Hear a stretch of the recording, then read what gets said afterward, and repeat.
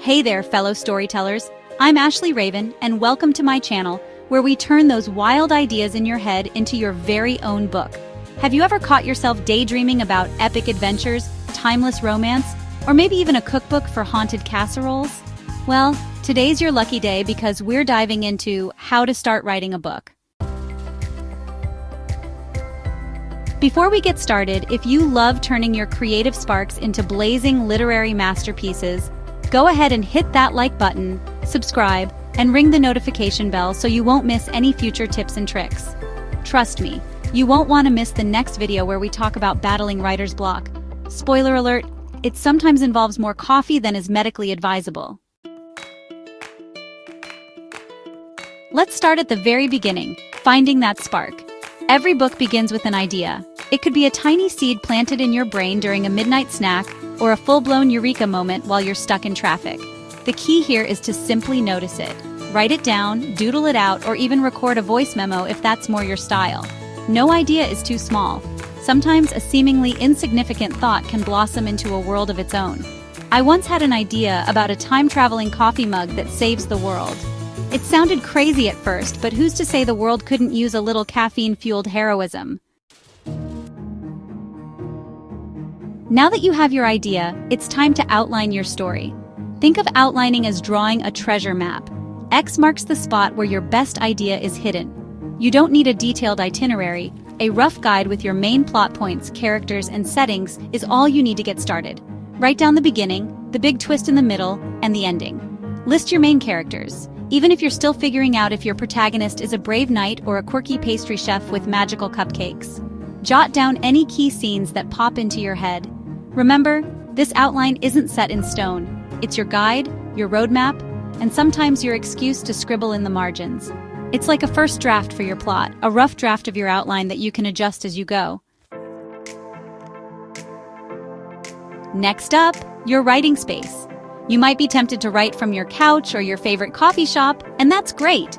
But having a dedicated spot, even if it's just a corner of your room, can work wonders. This is your creative sanctuary, a place free of distractions and full of inspiration. I once tried writing on my kitchen table, only to have my cat, Mr. Whiskers, jump up and demand a story of his own. So if your pet insists on co-writing, at least embrace the adorable chaos. Set up your space with what makes you comfortable. Soft lighting, your favorite mug of coffee, maybe even a quirky poster that reminds you that even Shakespeare started with a blank page. Trust me, when your surroundings inspire you, the words will follow. Now comes the part that scares almost every aspiring writer, the first draft.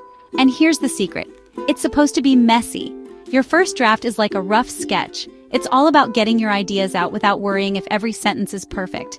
In fact, some famous authors call it the shitty first draft, and they wouldn't have it any other way. Allow yourself to write badly. Write freely. Let the words flow without judgment. The goal is to capture the essence of your story, not to win an award for perfection on your first try. Later, during revision, you'll refine, polish, and transform that rough draft into something you're proud of. Every great book is built on memorable characters and a world that feels real, no matter how fantastical. Start sketching out your characters, their quirks, dreams, and even their secret fears. Ask yourself, what makes them tick? What do they want? And what might be standing in their way? Creating your characters isn't just about giving them a name. It's about breathing life into them. You can even have a little fun. Imagine your villain's morning routine or what your hero eats for breakfast. These details might seem silly, but they add layers to your characters, making them more relatable and dynamic. Similarly, think about the world they inhabit. Is it a sprawling metropolis with hidden magic, or a quiet village with dark secrets? Write down details that spark your imagination. Sometimes a single descriptive line can be the foundation for an entire setting. Writing a book isn't a sprint. It's a marathon. One of the best ways to stay on track is to develop a writing routine. Set aside a specific time each day, even if it's just 15 minutes, and commit to writing during that period. Consistency is key.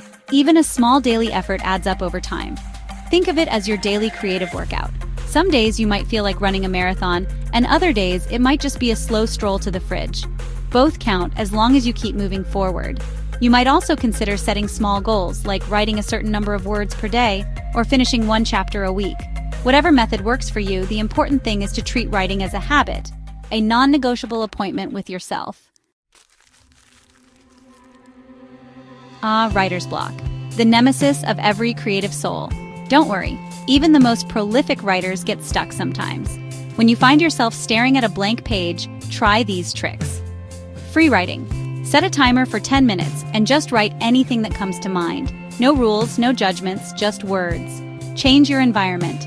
If you're stuck in your usual spot, try a new location, a park, a cafe, or even a different room. Take a break.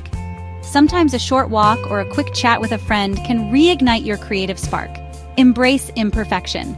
Remember, it's okay if what you write isn't perfect. The key is to keep going, one word at a time. The journey to writing a book is filled with learning opportunities. Read widely, books, articles, even blogs about writing. Join a writing group or participate in online forums where you can share your work and get feedback. And don't forget to celebrate your progress, no matter how small. Remember, every great author started somewhere, and every failed draft is just a stepping stone toward a better version of your story. Embrace the learning curve and let your passion for storytelling drive you forward. If you ever feel like you're stuck in a literary purgatory, just imagine your favorite author once battled a terrible first draft monster too. You're in good company. Once you've got your first draft down, the real magic begins with revision. This is where you refine your ideas, tighten your narrative, and bring out the best in your writing. Don't be afraid to cut, rearrange, or completely rewrite sections that don't serve your story. Think of revision as sculpting, removing the unnecessary bits to reveal the masterpiece hidden inside your rough draft. And remember, even if it takes multiple passes, every revision makes your story stronger. Finally, take a moment to celebrate your progress. Writing a book is no small feat, and every word you put on the page is an achievement. Treat yourself, share your progress with friends, or even join a community of fellow writers who understand the ups and downs of this creative journey. And if all else fails, remember that even the greatest writers had moments when they questioned if their book would ever see the light of day. At least you're not alone, and you definitely don't need a magical coffee mug to save the world. So there you have it, a roadmap to jumpstart your writing journey and transform that brilliant idea into a book you can be proud of. From finding your spark to embracing the messy first draft, remember, every word is a step forward. If you found these tips helpful, please give this video a thumbs up, subscribe for more creative insights, and share your own writing adventures in the comments below. I'd love to hear about your book ideas or any funny first draft mishaps you've had along the way. Until next time, keep writing, stay inspired, and remember, your story is worth telling. I'm Ashley Raven, and I can't wait to see what you create.